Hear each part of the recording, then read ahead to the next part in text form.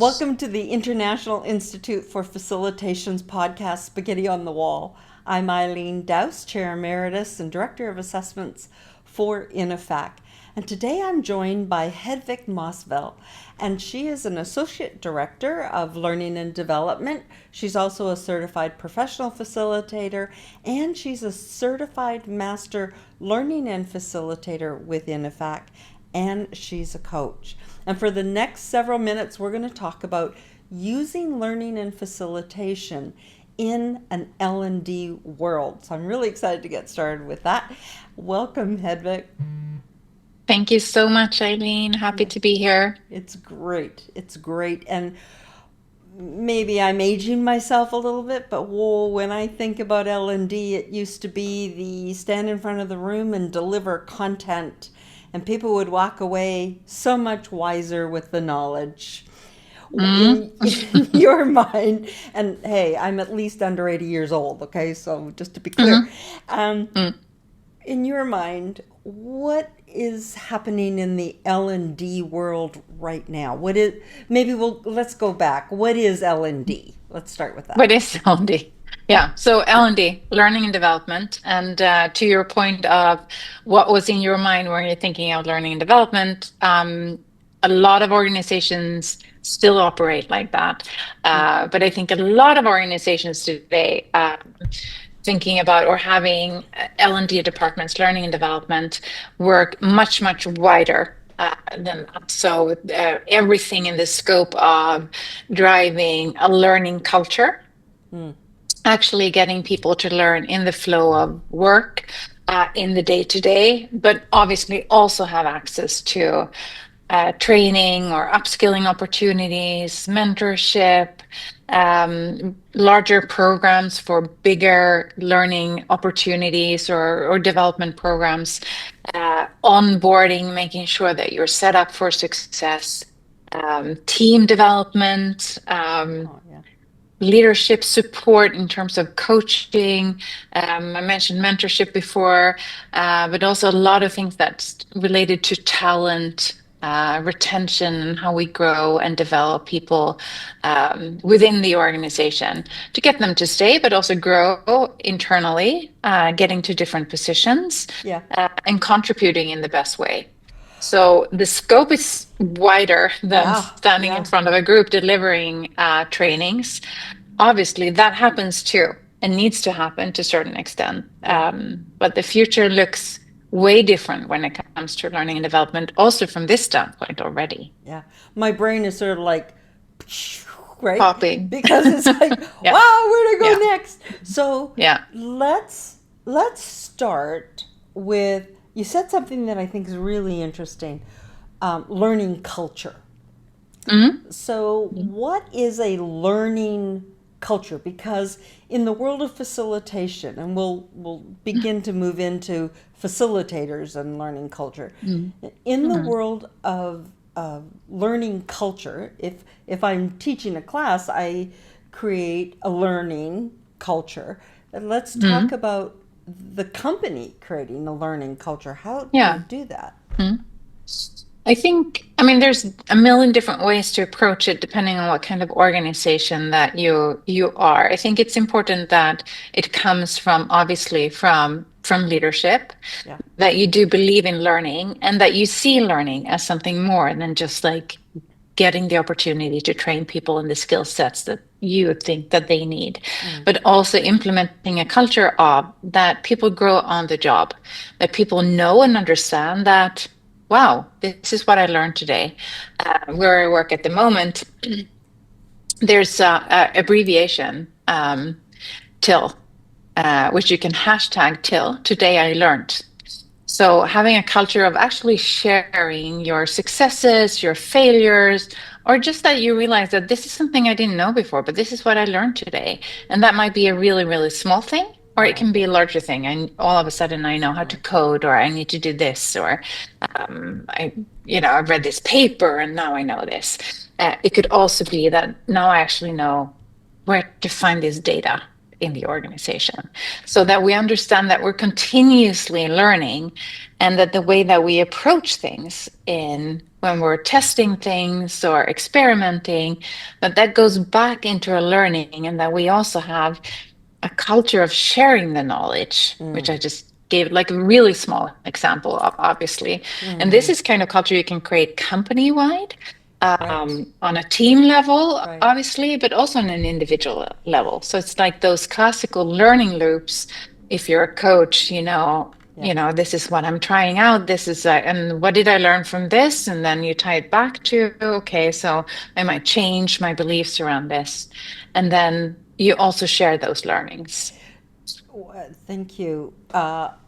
If you're doing all this till #till, which I love, Hmm. Hmm. then why have an education program?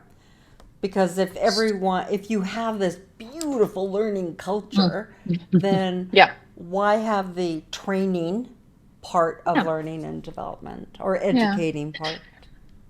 Yeah, but I mean, obviously, there's plenty of things that you don't learn in your day to day. But I mean, when we look at learning from a broader term, it is those mentorships or shadowing someone, or having a coach, for example. But it's obviously also understanding bigger concepts, and Right. then in a safe environment, trying those out, failing in that environment with a small team, creating those learning loops and getting feedback, being mirrored, Yeah. maybe sharing challenges, and Right. then trying out. So that's also very important. And I think what I'm also describing now is very far from what we think about when we're just like standing in front of a group delivering training, telling someone this is something that you need to know. Right. Is that even learning? And I think you and I know that's not learning. Learning is something else. Right.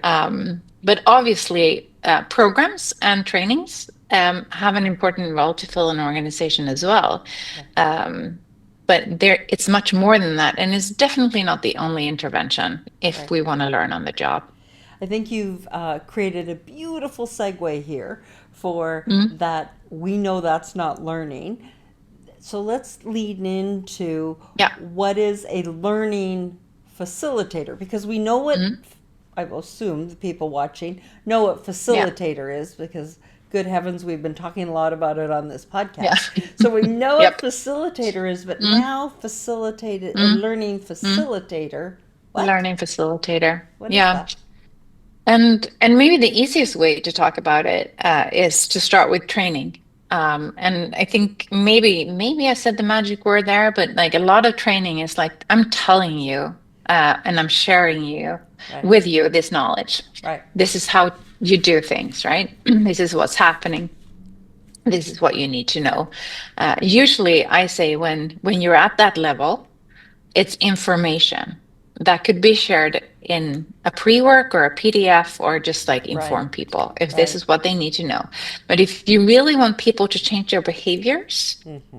and embody something and like actually integrate it into a new way of thinking, then you need to deliver learning. And learning is, yet again, these sort of learning loops. I need to get some sort of information, obviously a theory, a model, so that my brain can process the information, right? To really being able to integrate it. Yeah. And then I might need to try it out. Yeah. And I need to test different thoughts about it, and I might need to challenge it. Right. And then I need to try it. Mm-hmm. And then I need to integrate it. And then we start again. Yeah. So learning is something completely different than attending a training, for example. Yeah. And if we then add the layer of facilitation to that, a learning facilitator, in comparison to a trainer, or maybe even a facilitator, is someone that has the knowledge and the expertise and knows a good way to present it so it makes sense. It's more than just 4 PowerPoint slides, or 40 in the worst case, but actually thinking about it in like, how can I in the best way present this content, this Right. expertise, has that expertise, and then is the expert in facilitating a discussion around it, so that the people who are attending this learning session actually get the opportunity to do what I just described. Mm-hmm. So challenge it, find different ways of thinking about it, approaching it from a different standpoint, but also share their own knowledge and collective intelligence with the group. Yes. Because we also know it doesn't really, there's no experts that knows everything. Right. Even when I'm the expert, there's other people who can give me perspective of things. And is that And when we share that loop, that's when learning happens, right? Yeah, sorry to interrupt. Is that not the call of the facilitator, is using the wisdom of the group? Yeah. Absolutely. Yeah. Absolutely. And then you get to learning in a completely different level. Oh yeah, yeah. So you said something that I want to say triggered me, only because for me it's one of the biggest challenges, loosely used challenge, as a facilitator, is a learning facilitator, is that you deliver the content and then people test it out and challenge the content. And I've grown up to know that that is an important stage, and you have to hold the space for it to occur. And sometimes as a learning facilitator, you're standing there and you're like, why are you challenging this really good theory that's been around, that's great? But you don't do that. You just, No. because you know it's what's going on in the person's mind. Yeah. Testing it and challenging. Talk more about that. I think it's, usually also when you are the expert in many ways, you can, get filled with that. But I know this. Just like, this is how it is. Like, Right. I'm also a parent. I don't know how many times I feel that.